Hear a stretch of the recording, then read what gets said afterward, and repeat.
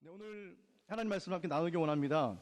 우리 계속해서 8월 달에 우리 부흥이라는 주제를 우리 말씀을 함께 나누고 있습니다. 이 부흥이라는 주제는 우리가 언제 나누어도 우리의 가슴을 뛰게 하고 우리의 신앙을 다시 한번 하나님으로 돌이키는 아주 귀한 말씀인 것 같습니다.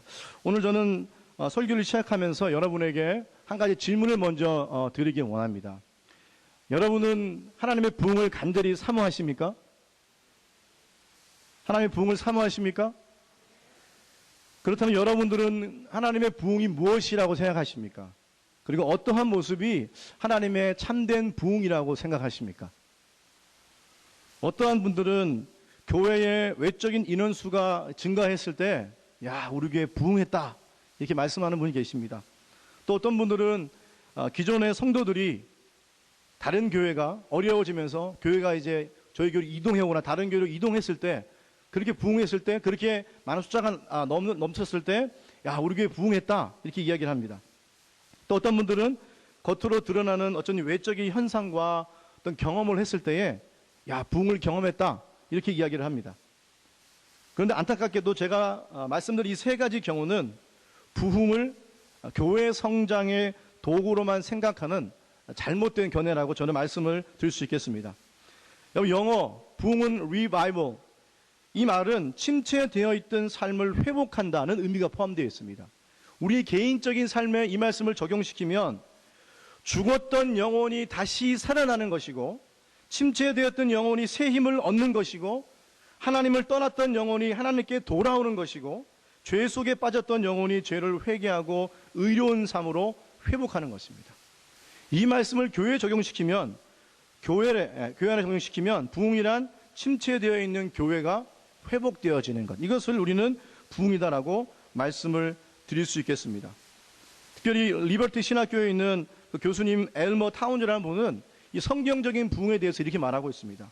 성경적인 부흥은 하나님의 일하심의 증거인데, 하나님의 비범한 역사로 그리스도인들은 그 역사 속에서 임재하시는 하나님의 존재를 깊이 인식하게 될 때 그들의 죄를 회개하게 되며 하나님의 뜻을 새롭게 순종하는 마음으로 하나님에게 긍정적인 모습을 드러내게 되는 것이다 라고 말하고 있습니다. 폴 워셔 목사님이라는 분은 부흥에 대해서 이렇게 말하고 있습니다. 1차적으로 부흥은 하나님의 백성을 그들이 원래 있어야 할 자리로 돌려놓는 역사이다 라고 말하고 있습니다. 저는 이 말에 너무 좋습니다. 부흥이란 하나님의 백성들을 원래 있어야 할 자리로 돌려놓는 것. 그러니까 부흥이, 어떻게 보면 부흥이 아주 큰 의미로서의 부흥은 정말 우리가 생각하기에는 크고 아주 위대하지만, 잘 살펴보면 그 부흥은 우리가 원래 하나님께서 우리를 만드신 그 존재의 목적대로 돌아가는 것, 그것이 바로 부흥이다라고 말씀을 드릴 수 있겠습니다. 그래서 믿음의 성도들이 하나님이 원하시는 본래의 모습으로 돌아갈 때, 그리고 하나님과의 아주 친밀한 관계 속에 들어갈 때 우리의 삶의 진정한 부흥을 경험할 수 있다는 것입니다. 여러분, 역사 속의 부흥을 보면요, 역사 속의 부흥을 보면 교회가 자신의 연약함을 깊이 인식하고 자각할 때에 가장 큰 부흥이 일어났습니다. 우리 역사 속에 일어난 부흥 가운데 어떤 부흥이 있습니까? 17세기와 18세기 미국에 일어났던 미국 대부흥운동, 대각성운동이 있었습니다. 그리고 1906년도에 우리 가까운 데 있었던 아주사에서 부흥운동이 일어났습니다. 그리고 우리 조국 대한민국에서는 1907년, 바로 1907년도에 평양 대부흥운동이 일어났습니다. 그런데 그 부흥운동이 일어났을 그 모든 때들은 모든 교회가 다 정말 아무것도 할 수 없다는 것을, 자신의 연약함을 철저히 하나님께 고백하고 인식할 때 바로 그때 하나님께서 그 교회 가운데에, 그 나라 가운데에 부흥을 부어주셨다는 것입니다. 더 나아가서 여러분, 오늘 그 부흥이요, 오늘날 우리 시대에 끝이 났느냐? 끝이 나지 않았습니다. 하나님은 오늘 우리 시대에도, 동일한 우리 시대에도 하나님은 하나님의 사람들을 통해서 하나님의 부흥을 일으키기를 원하십니다. 저는 간절히 소원하기를 오늘 예배를 듣는, 우리 말씀을 듣는 모든 우리 CMC의 성도님들이 그런 부흥을 이끄는, 그러한 개인적인 삶 가운데 부흥을 경험하고 또 우리 CMC의 부흥의 불길을 이끄는 그런 하나님의 사람들이 다 될 수 있기를 축원합니다. 우리가 살펴볼 것은요, 오늘 말씀을 통해서 살펴볼 것은, 그렇다면 성경에서 말하고 있는 참된 부흥이 무엇일까? 참된 부흥의 모습이 무엇일까를 한번 살펴보기를 원합니다. 오늘 첫 번째로 말하는 성경에서 말하는 참된 부흥의 모습은 하나님의 주권적인 사역이라는 것입니다. 부흥이 하나님의 주권적인 사역이라는 것입니다. 부흥을 주시는 분은 하나님이시죠. 그리고 부흥을 주도하시는 분은 성령님이십니다. 그런데 부흥을 이야기할 때에 다른 부류의 사람들은 이렇게 말씀하시는 분들도 계십니다. 교회의 부흥은 인간의 노력으로 가능하다, 이렇게 이야기합니다. 그래서 그분들은 교회의 부흥이 전적으로 교회와 성도의 노력으로 달려있기 때문에 열정적으로 기도하고 전도하는 일에 힘쓰기만 하면 우리는 부흥을 맛볼 수 있다라고 그렇게 말을 합니다. 만약 이분들의 주장이 맞다면 오늘 이 세상에 있는 모든 교회들은 다 하나님의 놀라운 부흥을 경험해야 되겠죠. 왜냐하면 각 교회마다 그런 열정을 가지지 않고 그러한 기도를 하지 않는 교회는 없기 때문입니다. 이러한 역사적인 이러한 부흥에 관한 것을 우리는 부흥주의다, 역사적으로 부흥주의다라고 그렇게 이야기를 합니다. 근데 성경을 잘 보면 그런 부흥이 하나님의 전적인 은혜로 주어졌다는 것을 우리는 너무나 잘 알고 있습니다. 사도행전 2장에 보면 우리가 잘 알고 있는 오순절 성령 강림 사건이 일어납니다. 오순절 성령 강림 사건, 하나님께서 구약에 예언하신 그 성령을 보내주셔서 교회를 새롭게 하시고 하나님의 나라를 확장시키는 일에 하나님께서 정말 성령을 부어주셨습니다. 그런데 이 성령이 역사하셔서 일어나는 여러 가지 일들을 보면 그것이 사람의 일이 아니라는 것을 우리가 알 수 있습니다. 자, 말씀 한번 볼까요? 사도행전 2장 41절 말씀 보면 그 말을 받은 사람들은 세례를 받음에 이날의 제자의 수가 3,000이나 더하더라 라고 말씀하고 있습니다. 그리고 47절 말씀, 하나님을 찬미하며 또 온 백성에게 칭송을 받으니 주께서 구원받은 사람을 날마다 더하게 하시니라. 그 다음 4장 4절 말씀을 듣는 사람 중에 믿는 자가 많으니 남자의 수가 약 5,000이나 되었더라 라고 기록하고 있습니다. 말씀을 잘 보면 이 성령 충만을 받은 베드로와 요한이 예수 그리스도를 선포할 때에 제자의 수가 하루에 3,000명이 회개하고 예수님께 돌아왔다 그랬어요. 여기 뭐라고 말씀하고 있죠? 남자의 수가 약 5,000이나, 남자만 5,000이니까 엄청난 숫자가 하나님께 회개하고 돌아왔다는 거예요. 또 어떤 일이 벌어졌습니까? 하나님을 찬미하기 구원받은 사람의 수가 날마다 더해갔다라고 그렇게 기록을 하고 있습니다. 이런 일이 계속 정말로 대단한 일이죠. 엄청난 일들이 엄청난 이 초대교회 가운데 일어났다는 것입니다. 믿지 않는 사람들이 예수 그리스도 이름이 선포될 때에 회개한 후에 예수 그리스도를 믿고 세례를 받은 무리가 하루에 3,000명, 5,000명이나 이렇게 막 일어났다는 것입니다. 아마 집회를 하는 예수님의 제자들은 깜짝 놀랐을 거예요. 야, 어떻게 이런 일이 일어날 수 있을까? 이거는 내 능력으로, 내 힘으로 일어나는 것이 아니다라는 것들을 제자들은 분명하게 여러분 알았다는 것입니다. 왜냐하면 그들이 예수 그리스도를 선포하는 그 순간 성령께서 각 사람 마음을 열어주시고 죄를 깨닫게 해주시고 예수 그리스도를 개인의 구세주로 영접하고 세례를 받게 하셨다는 것입니다. 특별히 말씀을 잘 보면 여러분, 사람들이 베드로와 요한을 어떤 사람으로 알았습니까? 그의 본래 학문 없는 범인으로 알았다가, 그러니까 베드로와 요한이 많이 배우지 못했다는 걸 알 수 있어요. 그러니까 이 사람들이 3,000명이나 5,000명이나 그 사람들을 화려한 언변으로나 또는 뛰어난 설교로 그 사람들을 변화시킬 수 있는 그런 사람들이 아니라는 거예요. 그렇기 때문에 오늘 이 베드로와 요한이 3,000명, 5,000명 이렇게 회개하고 그리고 이렇게 변화되는 이 역사를 경험한 것은 그것이 이 베드로와 요한이 한 것이 아니라 하나님의 전적인 은혜요 주권이었다는 것을 성경이 우리에게 말씀하고 있습니다. 여러분, 사람은요 부흥회를 개최할 수 있습니다. 사람은 부흥의 시간과 장소와 부흥의 프로그램을 계획할 수 있습니다. 그러나 사람은 부흥을 만들 수는 없습니다. 부흥은 전적으로 하나님이 하시는 일입니다. 부흥을 일으키시는 시기도, 그리고 부흥이 일어나는 장소도, 부흥에 사용되는 사람도, 부흥이 일어나는 여러 가지 방법도, 그 모두가 다 하나님께서 전적으로 자신의 주권으로 결정하시는 것입니다.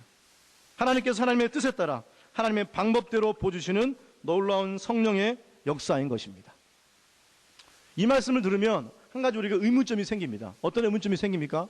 목사님, 한 가지 궁금한 게 있습니다. 무엇입니까? 그러면 부흥을 위해서 과연 우리가 해야 할 일이 무엇입니까? 우리는 아무것도 안 해도 됩니까? 그냥 가만히 있으면 됩니까? 라고 질문할 수 있어요. 근데 이 말씀은요, 어떻게 보면 50%는 맞고 50%는 틀려요. 우리가 하나님의 부흥을 경험하기 위해서 해야 할 일이 반드시 있긴 있습니다. 그것이 무엇이냐면요, 우리 자신의 죄악됨, 그리고 연약함, 부족함을 철저하게 인식하고 성령님의 다스리심을 간절히 사모하는 거예요. 지금 말씀을 드렸습니다. 교회가 자신의 연약함을 가장 깊이 인식할 때, 가장 깊이 자각할 때, 바로 그때 하나님께서 성령을 부어주셨어요. 마찬가지로 오늘 우리들에게도 하나님, 우리의 연약함과 우리의 부족함과 우리의 죄악됨을 철저하게 하나님 앞에 인식하는 바로 그때, 그리고 그때 하나님을 간절히 사모할 때 성령께서 우리에게 부흥의 은혜를 부어주신다는 것입니다.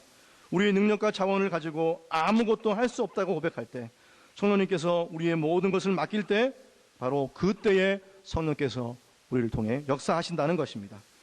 두 번째로 여러분, 참된 부흥은 예수 그리스도를 선포할 때 일어납니다. 예수 그리스도를 선포할 때 참된 부흥이 일어납니다. 예수 그리스도를 선포할 때 참된 부흥이 일어난다는 성경 말씀은 계속해서 성경에서 우리에게 말씀하고 있습니다. 사도행전 2장 이후에 복음을 전하는 그 사도들의 모습을 볼 수 있습니다. 사도행전 2장 31절에서 33절 말씀을 보면 사도들이 어떻게 예수 그리스도를 전했는지 나와 있는데요. 미리 보는 거로 그리스도의 부활하심을 말하되 저가 음부에 버림이 되지 않고 육신이 썩음을 당하지 아니하시리라 하더니 이 예수를 하나님이 살리시니라. 우리가 다 이 일의 증인이로다. 36절 말씀. 그런즉 이스라엘 온 집이 정령이 알지니 너희가 십자가에 못 박은 이 예수를 하나님이 주와 그리스도가 되게 하셨느니라 하니라 라고 말씀하고 있습니다. 사도행전 4장 10절에서 12절 말씀 보면 너희와 모든 이스라엘 백성들은 알라. 너희가 십자가에 못 박고 하나님이 죽은 자 가운데서 살리신 나사렛 예수 그리스도의 이름으로 이 사람이 건강하게 되어 너희 앞에 섰느니라. 이 예수는 너희 건축자들의 버린 돌로서 집 모퉁이의 머릿돌이 되었느니라. 다른 이로서는 구원을 얻을 수 없나니 천하 인간의 구원을 얻을 만한 다른 이름을 우리에게 주신 일이 없음이니라 하였더라 라고 말씀하고 있습니다. 이런 말씀을 잘 종합해서 보세요. 오늘 사도들이 그들이 성령의 충만하심을 입은 이후에 누구의 이름을 전할 때에 부흥이 일어났습니까? 예수 그리스도의 이름을 전할 때 부흥이 일어났어요. 예수 그리스도를 선포하는 그 순간 성령께서 역사하시는 것입니다. 성령께서 역사하셔서 예수님에 대한 바른 신앙을 고백하게 하시고 또 예수님을 사랑하게 하시고 예수님께 순종하게 만들어 주셨다는 것입니다. 이러한 일은 바로 우리가 예수 그리스도 이름을 선포할 때 일어나는 일들입니다. 그런데 여러분, 이 반대로 이런 예수 그리스도에 대한 올바른 신앙과 고백과 선포보다도 이 외적으로 드러나는 현상에 초점을 맞추는 분들이 참 많이 있습니다. 그런 분들은 주로 몸에 아주 특이한 현상이 일어나는 것을 아주 주목합니다. 그래서 갑자기 기도하는 중에 눈물을 펑펑 쏟거나 갑자기 막 소리를 지르거나 또 박수치면서 막 그냥 막 웃거나 또 갑자기 기도하는 가운데 넘어지거나 이런 경우도 있습니다. 그리고 하나님께 내가 직통 계시를 받아서 내 이 시간에 예언을 하겠다 이런 분도 계십니다. 물론 부흥을 반대하는 사람들은 부흥 시에 발생하는 이러한 몸의 특이한 현상만을 보고서 그것이 참된 성령의 역사가 아니다라고 말을 합니다. 그러나 우리가 몸의 특이한 현상만을 가지고서는 그것을 성령의 역사를 분별할 수는 없습니다. 그러나 분명한 것이 무엇이냐면 예수 그리스도의 올바른 선포와 고백과 그분의 인격에 초점을 맞추지 않고 오직 겉으로 드러나는 그 현상과 그리고 그 경험에만 초점을 맞출 때는 문제가 된다는 것을 여러분 기억하셔야 합니다. 성경을 잘 보면 여러분 예수 그리스도를 이름을 선포하고 그리고 고백하는 그 이후에 육체적인 현상이나 또 우리가 겉으로 드러나는 외적인 현상들이 많이 일어났다는 것을 우리가 알 수 있습니다. 사도들의 고백을 잘 보면 그들의 고백의 가장 첫 마디는 바로 예수 그리스도였습니다. 사도행전 3장에 보면 베드로와 요한이 성전에 기도하러 가는 장면이 등장합니다. 그때 태어날 때부터 걷지 못하는 사람을 이제 만나게 됩니다. 이 걷지 못하는 사람이 베드로와 요한이 그들에게 걸어오는 것을 딱 봅니다. 그리고 이제 그렇구나. 저 사람들이 나에게 와가지고 이제 내가 오늘 하루는 먹고 살 수 있겠다. 하루는 먹고 살 수 있겠다. 그렇게 생각을 했습니다. 그 이후에 베드로와 요한이 이 태어날 때부터 걷지 못하는 이 사람에게 다가가서 하는 말씀이 있습니다. 그 말씀이 사도행전 3장 6절 말씀입니다. 베드로가 가로되 은과 금은 내게 없거니와 내게 있는 것으로 내게 주노니 나사렛 예수 그리스도의 이름으로 걸으라 하고 라고 말씀하고 있습니다. 여러분, 베드로와 요한은요 확실히 알았습니다. 이 사람이 지금 무엇이 필요한지를 알았어요. 이 사람에게 필요한 것은 하루하루를 연명할 수 있는 끼니가 아니었어요. 그런 태어나면서부터 가지고 있는 그 병이 치유되는 것, 이것도 아니었어요. 그가 궁극적으로 필요한 것은 바로 나사렛 예수 그리스도의 이름이었습니다. 할렐루야. 바로 그 이름이 필요했기 때문에 오늘 베드로와 요한이 외치죠. 나사렛 예수 그리스도의 이름으로 걸으라. 나사렛 예수 그리스도의 이름으로 일어나 걸으라 라고 말씀하고 있습니다. 여러분, 예수 그리스도의 이름이 모든 것들을 일으키시고 모든 것들을 살리시고 새롭게 하십니다. 우리가 침체되어 있고 너무나 형식적이고 굳어있는 우리의 마음을 변화시킬 수 있는 것, 오직 예수 그리스도의 이름밖에 없습니다.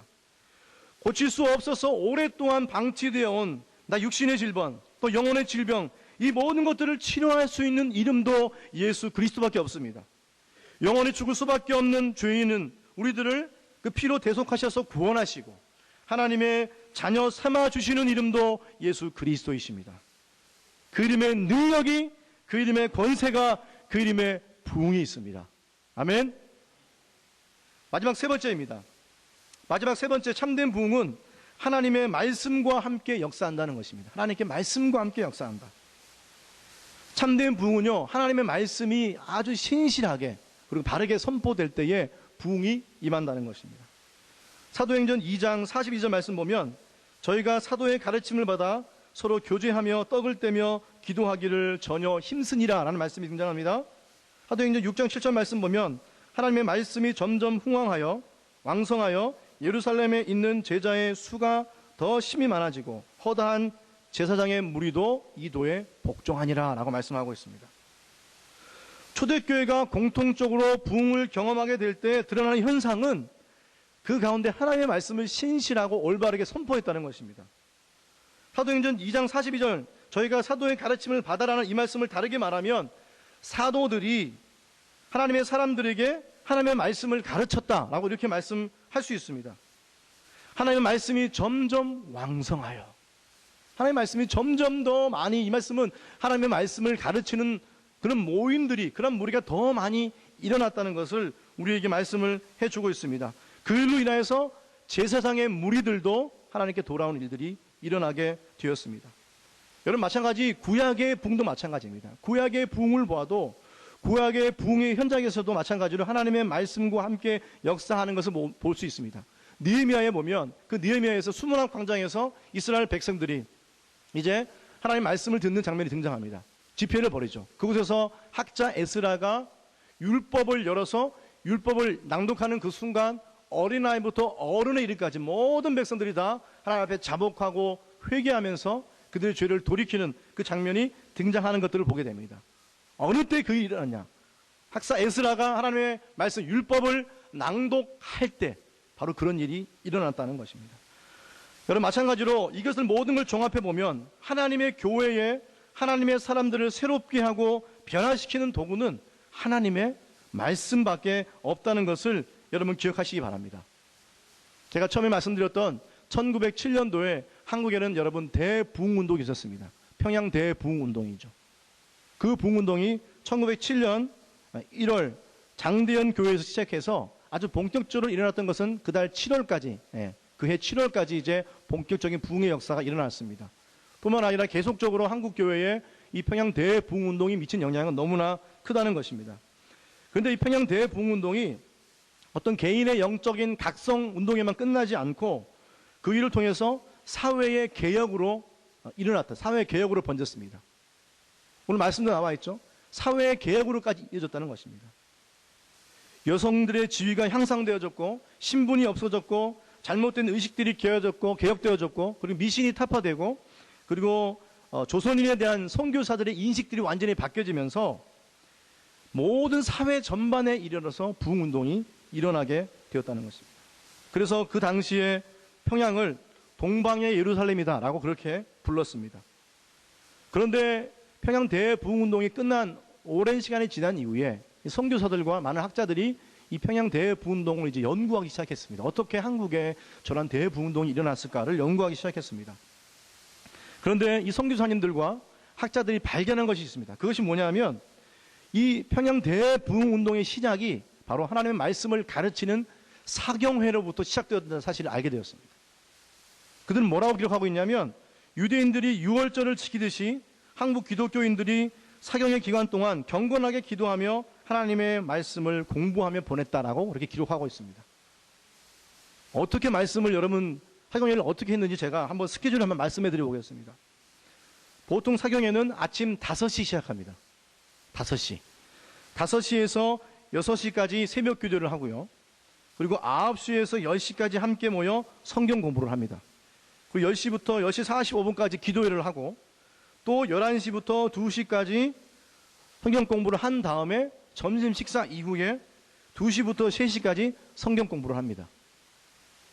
아침부터 하루 종일, 거의 하루 종일 하나님의 말씀만을 공부하는 거예요. 하나님의 말씀만을 가르치는 거예요. 목사님들이요, 이런 소망 가지고 계신지 알고 계세요? 대부분 목사님들이요, 내가 어디 가서 성도님들과 정말 3박 4일 동안, 2박 3일 동안 아무것도 안 하고 그냥 하나님 말씀 가지고 그 말씀 가지고 아침 먹고 말씀 나누고 점심 먹고 말씀 나누고 기도하고 이런 것만 하고 싶은 목사님들이 많이 계세요. 저도 그 중에 한 명입니다. 왜 그럴까요? 왜 그러냐면 하나님의 말씀만이, 하나님의 말씀이 사람들의 영혼을 변화시키고 그 영혼을 소생시킨다는 사실을 여러분 알기 때문입니다. 그래서 여러분 이 대부흥운동을 목도했던 많은 선교사님들이 사경회가 부흥운동의 진정한 수단이었고 한국 부흥운동의 실제적인 기초였다라고 그렇게 말씀을 하고 있습니다. 또 어떤 분들은 너무나 교회에서 하나님의 말씀, 너무나 말씀만 이렇게 이야기하니까 목사님 한 가지 좀 의미점이 있습니다. 왜 그렇게 말씀만을 강조하십니까? 다른 방법 혹시 없습니까? 라고 물어볼 수 있습니다. 그러나 안타깝게도 다른 방법이 없습니다. 하나님의 말씀만이 하나님이 누구이신지, 예수님이 누구이신지, 성령님이 누구이신지 우리에게 다 알려주시는 거예요. 하나님만이 바로 밝히 드러내 주시는 거예요. 누가? 하나님만이 바로 그 성경에서 하나님을 밝히 드러내 주신다는 것입니다. 그래서 성경 외에는 여러분 다른 방법이 없는 거예요. 다른 방법 없나요? 안타깝게 없다는 것입니다. 그래서 모든 교회가, 이 세계에 있는 모든 교회들이 하나님의 말씀만을 붙들고 나아가는 이유가 바로 그 이유에 있다는 것입니다. 그러면 여러분, 우리가 이제부터 하나님의 말씀을 더 깊이 경험하고 하나님의 말씀을 더 가까이 하는 그러한 하나님의 사람들이 되어야 한다는 것입니다. 참된 부흥을 경험하기 원한다면 이제는 여러분 교회에서 하는 최소한 하나의 훈련쯤은 여러분 참석하셔야 합니다. 그것이 여러분 제자 훈련 양육반이든, 그것이 큐티 모임이든, 그것이 성경 공부이든, 어느 모임이든 하나님의 말씀을 가까이 할 수 있는 모임은 여러분 참석하셔야 됩니다. 왜요? 그 말씀만이 우리 삶 가운데 부흥을 주기 때문이에요. 그 말씀만이 이 CMC에 부흥을 허락하기 때문입니다. 그리고 여러분 우리의 삶 가운데 하나님의 말씀을 붙들고 그 말씀을 여러분 가까이 해서 우리의 삶 가운데 그 개인적인 부흥뿐만 아니라 우리 CMC에, 이 교회 안에 하나님이 기뻐하시는 거룩한 부흥의 불길을 경험할 수 있기를 주님의 이름으로 축원합니다. 말씀을 정리하겠습니다. 여러분, 부흥이 무엇입니까? 부흥은 죽었던 영혼이 다시 살아나는 것입니다. 침체되었던 영혼이 새 힘을 얻는 것입니다. 그리고 하나님을 떠났던 영혼이 하나님께로 돌아오는 것입니다. 죄 속에 빠졌던 영혼이 죄를 회개하고 의로운 삶으로 회복되는 것을 의미합니다. 여러분, 이러한 부흥이 여러분의 개인의 삶 가운데 경험되기를 소원합니다. 매일매일 이런 부흥이 경험돼서 여러분의 삶이 수송되어지고 여러분의 삶이 살아나고 여러분이 하나님 앞에서 올바로 세워지는 그런 귀한 성도님들이 되기를 소망합니다. 그리고 더 나아가 여러분의 부흥을 통해서, 여러분의 개인의 부흥을 통해서 이 CMC에 하나님이 허락하시는 부흥의 불길이 활활 타오르기를 간절히 주님의 이름으로 축원합니다.